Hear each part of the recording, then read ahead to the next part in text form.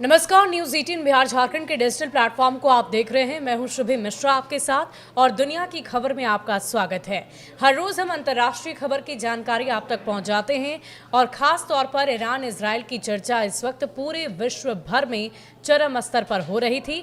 हालांकि अभी युद्ध से पहले शांति जरूर हो गई है, सीज फायर जरूर हो गया है, लेकिन जाहिर है इस युद्ध में जीत किसकी हुई, ये सवाल सबके मन में है। क्या ईरान जीता या इजराइल जीता? कौन अपने मंसूबों में कामयाब रहा? किसने कितना अटैक किया? कौन किस पर भारी पड़ा? ये सवाल सबके जहन में है। युद्ध तो हुआ, लेकिन जीत किसकी हुई है, ये एक बहुत बड़ा सवाल है।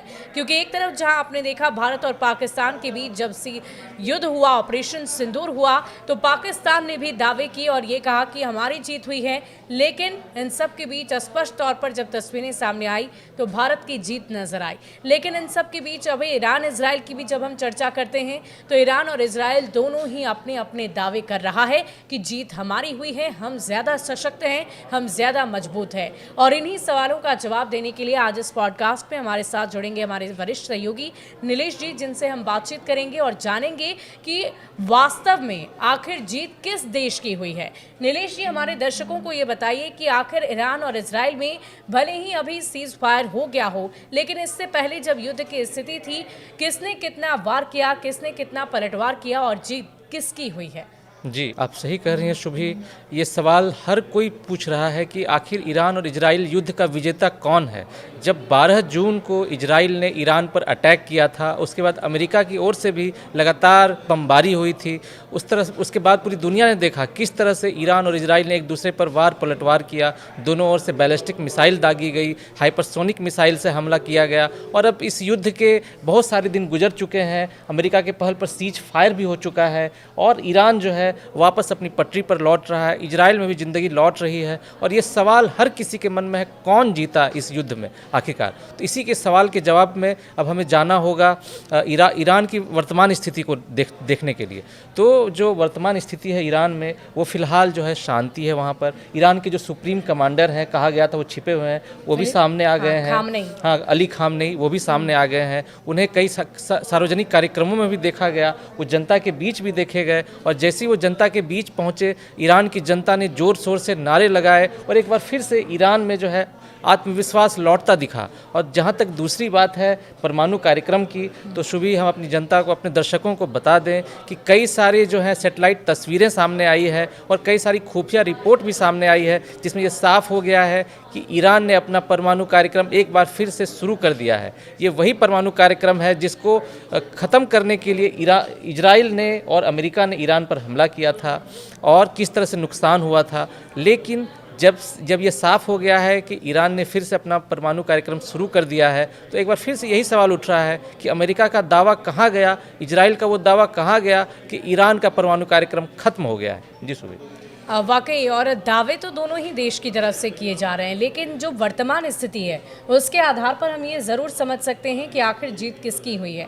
कौन कितना बेहतर ढंग से वापस अपनी जीवन शैली में लौट रहा है, ये भी देखने वाली बात है। और साथ ही साथ ईरान और इजराइल की तरफ से जो विमानों से अटैक किया गया, किसके कितने विमान ध्वस्त हुए, कितने फाइटर जेट किसके ध्वस्त हुए, क्या ये भी एक आधार हो सकता है उनकी जीत तय करने के लिए? हाँ, आप सही कह रही हैं शुभी। जो संयुक्त राष्ट्र की रिपोर्ट सामने आई, जो ईरान और इजराइल के बीच जो युद्ध हुआ था, उसका संयुक्त राष्ट्र ने एक रिपोर्ट जारी की थी और उसमें ये सामने आया था कि इस युद्ध में करीब 1000 से ज़्यादा लोग मारे गए हैं और बहुत सारा नुकसान हुआ है। जो 1000 लोग मारे गए, उसमें से 800 से ज़्यादा लोग ईरान में मारे गए थे और ईरान के 8 से ज़्यादा परमाणु ठिकानों पर B-2 जो बॉम्बर है उसने हमला किया था और अमेरिका ने उससे तहस नहस करने का दावा किया था।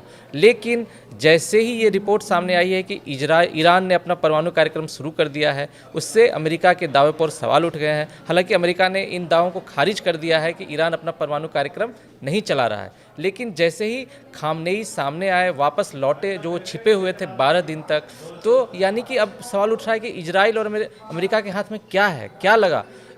इस युद्ध का मकसद तो यही था कि उसका परमाणु कार्यक्रम खत्म करना, और साथ ही इजराइल ने यह भी कहा था कि वो अब अली खामनेई को भी खत्म कर देंगे। पूरी दुनिया ने देखा कि किस तरह से इजराइल ने चुन चुन कर ईरान के 11 से ज़्यादा परमाणु वैज्ञानिकों की हत्या कर दी, उसके कितने सारे टॉप कमांडर का जो है उनकी हत्या कर दी, किस तरह से मिसाइल से अटैक किया इजराइल ने।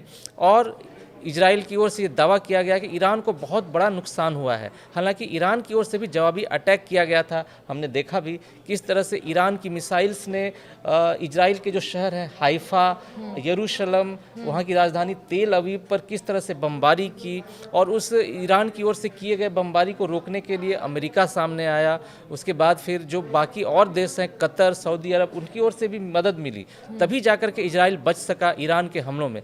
यानी कि ईरान को जिस तरह से कमतर आंकने की कोशिश की थी अमेरिका ने, इजराइल ने, वो उस तरह से उससे कहीं ज़्यादा बड़ा जो है देश साबित हुआ। ईरान के पास अभी भी बहुत सारे टेक्नोलॉजी है, तकनीक है, अभी भी बहुत सारे परमाणु वैज्ञानिक हैं ईरान के पास, जिसके जरिए ईरान अपने मंसूबे जो है वो पूरे कर सकता है। यही वजह है कि अमेरिका ने बीच में कूद कर उसको सीज फायर किया। अमेरिका को जब भरोसा हो गया कि ईरान के परमाणु कार्यक्रम खत्म हो गए हैं, तहस नहस हो गए हैं, तभी उसने युद्ध के 12 दिन के बाद जबरन दबाव बनाकर जो है ईरान को दबाव बनाकर सीज फायर करवाया।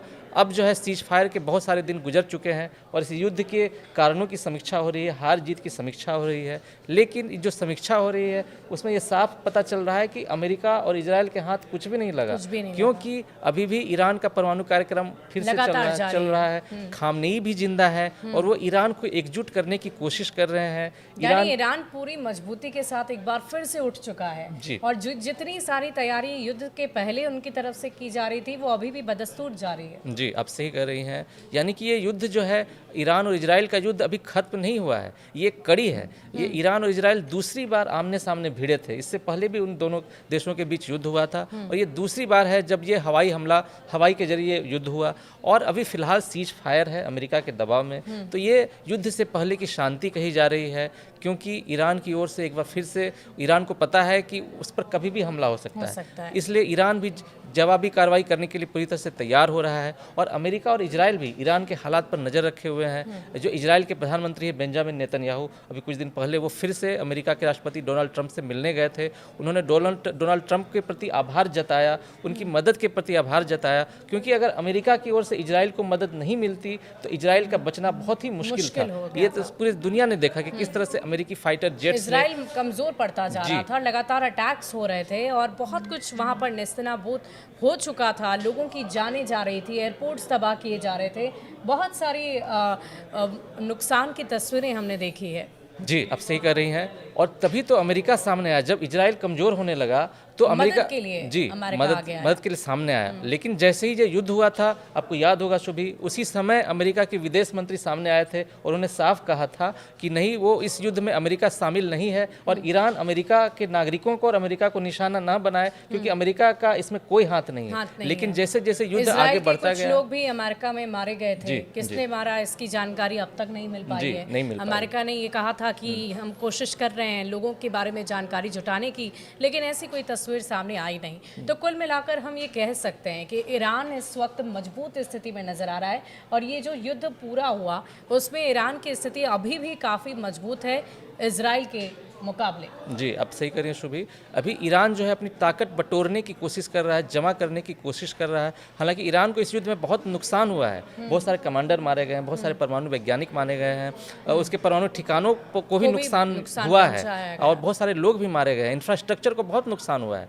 ये बात सच है, लेकिन इसके बावजूद ईरान जवाबी कार्रवाई करने की तैयारी कर रहा है। उसे पता है कि उस पर अभी भी युद्ध का खतरा टला नहीं है, इसलिए वो जवाबी कार्रवाई करने की तैयारी कर रहा है, अपने दोस्तों को इकट्ठा कर रहा है, अपने परमाणु वैज्ञानिकों को तैयार कर रहा है। सैटेलाइट तस्वीरों से साफ हो गया है कि उसके परमाणु ठिकानों पर हलचल तेज हो गई है।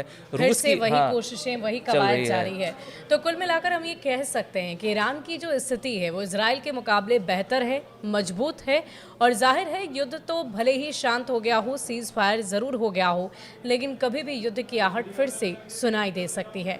इस पूरी खबर को लेकर आपकी क्या राय है? क्या आप भी सोचते हैं कि ईरान इजराइल से ज़्यादा मजबूत स्थिति में है? हमें कमेंट सेक्शन में लिखकर ज़रूर बताइएगा। शुक्रिया।